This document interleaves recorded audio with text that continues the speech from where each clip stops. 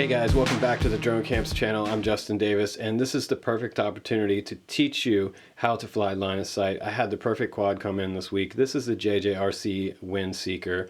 Very affordable, entry-level quad that anyone can pick up and start flying. Now, before you do that, if you watch this video, we're going to teach you how to fly line of sight and also how to recover a quadcopter that you can't tell which way it's facing when they're out and flying. Sometimes people lose track of which way it's facing, and that's a real problem for most people because if you don't know which way it's facing, it's really hard to bring the controls into control and bring your quad back to you safely. So Drone Camps RC has been around on the internet for almost 4 years now. We wrote regulations and safety guides for public safety and flying back in early 2013. They're actually wanted to be adopted and borrowed by the AMA and other entities around the country. So this little tutorial is going to be great for you. We're going to teach you a little bit of safety, but we're also, most importantly, going to teach you how to fly a quadcopter in line of sight safely, effectively, and efficiently. Now, like I said, this is the basic version. This one's under $50, but there's two other versions of this quad. You can get the Wi-Fi version of it that hooks up to your smartphone and records videos straight to your smartphone, or you can upgrade to the 5.8 gigahertz version, and that comes with a little monitor for your video preview in real time. I like the 5.8 a little better than the Wi-Fi because I think it has less lag. So as a beginner, that's the one that I would suggest to you. Now, one last tip before we go out and fly, you guys, and this is really important: storing your LiPo. Make sure that you have some kind of metal container to store these in, something like an ammo tin or something. If you get more than one of these, I mean, even if you have one in the house, you want to store it in some place that if it catches fire, it's not going to spread to the rest of your house. I have had friends that have actually burned their house down with LiPo batteries, so it's very important that you store these properly and also maintain the cells, the voltage in the cells as well. When you charge this battery, it does come with this little plug, and this is a balance lead right here. This is going to plug into the balance lead, and it's going to balance the voltage in this battery. The minimum balance that you want in these is 3.7 volts for each cell in the battery, and that makes up 7.4 volts at a standard voltage for this battery. Now, when you get it fully charged, it will get over 8 volts in there, but if you see this, one of these cells dramatically decrease something to like 2.0 or 1.0, then you might start to see some swelling. And if you do start to see some swelling or a failing cell in here, you want to get rid of this battery, take it to Batteries Plus or somewhere and recycle it, because these batteries are super cheap, but they will cost you a lot of money if they catch your house on fire. So be very safe and very conscious about your LiPo batteries. Also, guys, don't leave this plugged in overnight. This only takes about an hour to charge. It probably does have an automatic shut off on here, but you don't want to leave LiPos plugged in and unattended. Now, I want to show you about the radio before you go out and fly for the first time. Now, this is the way that you turn on your quad, and this is the sequence that you do it. Plug in your battery and cover the wires up inside the battery bay, and next you're going to turn on power switch and set it down really quickly so it's on a flat and level surface, and turn on your radio next, and it's going to be searching. You'll see the lights blinking just like that, and the way you bind this up is hold your transmitter pretty close to the quad and up to the top left and down to the bottom right, and now we should be bound. You see that these main lights, they stopped flashing. You have this one in the rear that's still flashing, giving you an indicator of the rear of the quad, and that blue light in the front for the front of the quad. Now, pretty important when you're flying that you understand some of the controls on your radio, because this is going to let you get off the ground and actually come back to the ground safely and efficiently. Now, the first button on here that we have is the video button. If we had a camera, this would start taking video. You have a photo button on this side. We have this button down here. It says function switches, switch over, and what this actually does is start the blades. I'm going to press that again, and that will turn them off. Generally indoors, I usually take the props off if I'm doing any maintenance on my quadcopter. Just a very good beginner rule to stick by as you get into larger quads. You don't want to have one fly up and hit you while you're working on it. You also have headless mode down here on the bottom right, and you have a little dial wheel. This one's actually functionable, and you can press it in and you can change the percentage in the radio if you want. So you can do that on each channel. Now you notice that this has both sticks centered. It is set to mode 2, and that means that the throttle's on the left and my pitch and my roll axes are on the right. You have your power button in the center, LED indicator, and you also have 2 extra buttons up top. I wonder what those do. Those actually change the lights. The left button right here turns the lights on and off. Pretty cool. I'll just show you that real quick. And the one on the far right is your 3D flip roll. Those will let the copter do 3D flips, and that's kind of fun for new people if you're just learning how to fly. But let's stick to the basics, and now let's go out to the field real quick, and we'll show you how fun this quad is to fly it, and I'll also show you some basic circuits. Okay guys, here we are at the field, and I chose a nice big field pretty close to my house. It has a lot of grass out here it's freshly cut all the time, so it's really short grass. If you pick a field, make sure you pick a place to fly with super short grass and less obstacles, the better. Less trees, people, anywhere you can go that you have plenty of space to fly. Line of sight for the first time, because you're bound to make some mistakes, and that's going to happen. But the next thing you want to have for practicing line of sight for the first time going out with your quadcopter is some sort of a landing pad. I always take this one out. It's really been beat up and it's been hit with a few racer quads. I have holes in it, but it still works. It keeps my quad out of the grass and free from debris. So also when I take off, if I'm in a sandy location, it keeps a lot of sand from kicking up under the quad and getting into the quad's internal parts. So you can really pick anything for a landing pad, like one of these collapsible ones. These are great because they can fold up and go in my bag here. But also, if you want to use a small piece of plywood, I've also done that, but it's a little bit heavier to carry around. Now the first thing we're going to do in this video for learning how to fly line of sight is learn basic orientation. We're going to do a basic hover. The basic hover is keeping the rear of the quad facing you, and we're going to learn left, right, forward, and back first, and then we're going to work on a little bit of forward flight.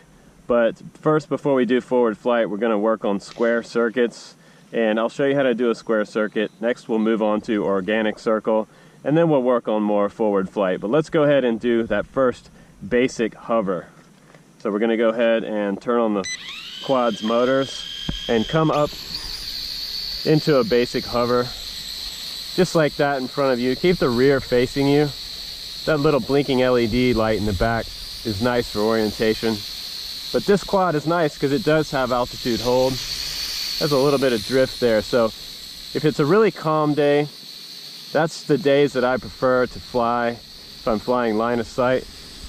I'm going to trim it out just a little bit, put some forward into it, see if it'll maintain a stable hover. That's looking a little better. Sometimes you can use the trim buttons on your radio, but most times I don't recommend it. So I have a pretty nice hover now. There's almost zero wind out today, so it's a perfect day for learning your first basic hover. Everything looks good there. So when you're in a hover, on the right stick, go ahead and push the right stick to the left. We're going to do a left. Now we're going to go to the right. Go to the right, come back and stop. If you lose a little altitude, bring it back up with the left stick. Now bring it back toward yourself and try to keep it about 10 feet away from you, just for safety. Okay, now we're going to go out into the field by pressing the right stick forward. We're just going to go out to about, say, 30 feet or so. If you lose altitude, bring it back up. Now we're going to come back, so pull back on the stick. So now we've gone right, left, forward, and back. There's one other control that you can do next, you can practice next, and this is called the nose-in hover. The nose-in hover is taken from single rotor helis in the early days of learning how to hover. Very important that you know how to fly nose-in. So we're going to use the left stick, which is the yaw stick, and we're going to fly around in a circle till the quad is facing us. If you lose altitude, come on back up. Now there's something you need to know about a nose-in hover. When you're flying nose-in like this, the right stick, if you push right, it's going to go left, and if you push left, it's going to go right. So the controls are reversed, even forward and backwards. If I push up, it's going to come toward me, and if I push back, it's going to go away from me. So that's something to practice. A nose-in hover is kind of hard for new people and beginner pilots, but you will get used to it after a little while, and if you learn how to fly nose-in, you'll pretty much be able to fly any orientation. Very important to practice this. I probably practice this for a battery or so and get used to flying like this. Now let's go ahead and turn around with the quad facing us to the rear, and we're going to do our first square circuit now. This little Windseeker is doing pretty well today. I wouldn't suggest flying in this one in any wind, really. It's pretty light. Okay, so to begin the first basic square circuit, we're going to start at point A right here. We're going to push the stick forward and go out to an imaginary spot in the field. We're going to stop right there at that next corner. That's point B. Now we're going to go over to the next spot, stop there, maintain a hover, try to hold in one spot. Point C. Now we're going to go to point D, coming back right here and make it stop again. Maintain your hover again. You already know how to hover at this point, so now moving back over to point A, and we've done our first square circuit. So pretty easy, teaching you stick orientation. Now we're going to do that same square circuit in the opposite fashion. Go out to point C right there. If you lose altitude, bring it back up a little bit. And we're going to go to point D. Okay, bring it back up a little bit. Come back to that original spot you were and stop right there. So now we've done a square circuit in the opposite fashion. Let's go ahead and do what we call a GPS column. We don't have any GPS on this drone, but I like to teach this to students because it teaches you how to fly with the throttle stick and just do a basic punch out. So we're going to come over, get a little bit closer, and we're going to go full throttle straight up. Now if we had GPS, it would hold and maintain its position, but you can see how this quad is drifting. That's because it's reacting to the air being pushed around it, the wind, environmental factors. And now we're going to come straight back down, pushing the throttle stick down. Try not to hit your yaw like I just did there. Straighten out. You can push back a little bit to bring it back to you on the right stick. Now come back down to a basic hover. Nice, you did your first punch out. Not a lot of throttle in this quad, which is great for beginners, trainers. So let's come back over to that starting point. Get yourself in a nice hover in front of you. And now we're going to do what we call a basic organic circle. And try to do this tight the first time. So we're going to use the right stick and the right stick only to go out. And just like a 80s arcade game, we're going to go out and around using the right stick only, because this quad has altitude hold, so it should maintain its altitude. It might deviate a little bit, and we're just going to keep going around in that circle and working out that right stick. Okay, now we can do that in the opposite fashion. Go to the left. Try to do this as tight as you can. You don't want a big wide circle because you might fly out and end up in the trees. So keeping your quad close in the very beginning of learning how to fly line of sight is probably the most important thing for any pilot flying quadcopters in the very beginning. Practice that nose in. Also keeping it away from you there in nose in. You pull the stick towards you, the quad will fly away. Pressing left, it goes right, remember? If I press the stick away from me, it's going to come toward me. Okay, so the next part of this trainer is we're going to do some forward flight, and that's something that you do after you get comfortable with the controls, because what you're going to do is you're going to use the yaw stick as well as the pitch and roll stick at the same time to produce sort of forward flying aspect. Push forward with the right stick and use the left thumb to turn on your yaw axis to come around in a full circle. That's what I usually start doing first, is circle forward flying, and now you can try to go the other direction. Try not to come too close to yourself. And you can also go out and come back. And that's forward flying. Very simple. You can practice it a little higher if you want to. push forward, pitch, use the left thumb, turn left, come back around.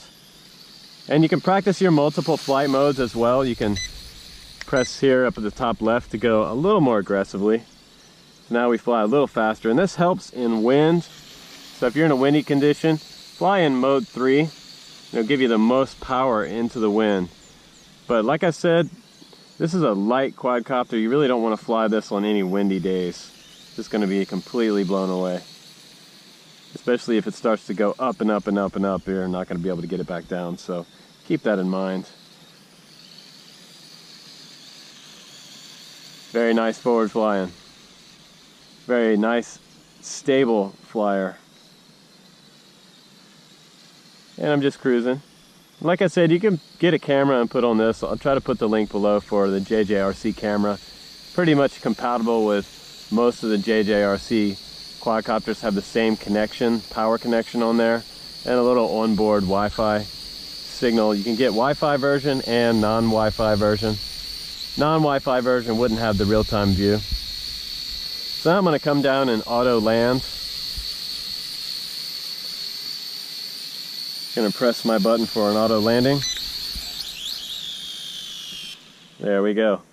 And the motor's stopped. Now the final tip in this video, I'm going to show you how to do a quadcopter recovery. If you get out there and you get spun around and you can't figure out which way to go, I've taught this to students around the world as well, how to bring back, manual flyback quadcopter after you've lost orientation. And I use this technique with a lot of people and it works really well. Sometimes it doesn't work. Little disclaimer, sometimes it doesn't work and you end up flying into an object, a tree or something, and crashing. But if you're up there and you're way out there and you remain calm, first of all, and you practice this technique when you are out in the field just flying, just do this on purpose, maybe 10 to 20 feet out, and practice this technique of recovering your quad back to the home point. Because you can't always rely on one key return. It doesn't always work very well. So let's go ahead and take off again. And we'll go out there just about 10 or 20 feet. And I'm gonna start spinning the quadcopter, sort of lose my orientation. Okay, there we go, I'm gonna stop right about there. So I'm out there and I can't figure out which way my quad is facing. The first thing I'm gonna do is, on the right stick, I'm gonna press left, and it went right on me. You see that? It went right. So I need to figure out how I can bring it back to me. So if I press too many directions, I'm going to have a bit of a flyaway. So first thing I'm gonna do is, I'm gonna decrease my altitude, I'm gonna bring it down just a little bit. Now I'm gonna spin it with the yaw stick. That's what you do next, spin the yaw stick. And what you're trying to do is find the rear of the quadcopter. Spin it again. If that doesn't work, you want to spin it again. And what you're going to do is pull back on the right stick to see if you can get that quad to fly back to you. And once you have it flying back towards you, you know that you found the rear of the quad. Because remember what I taught you in the first of this video is that when the rear of the quad is facing you, the controls are normal. Right is right, left is left, forward is forward, and pulling back on the stick brings the quad back to you.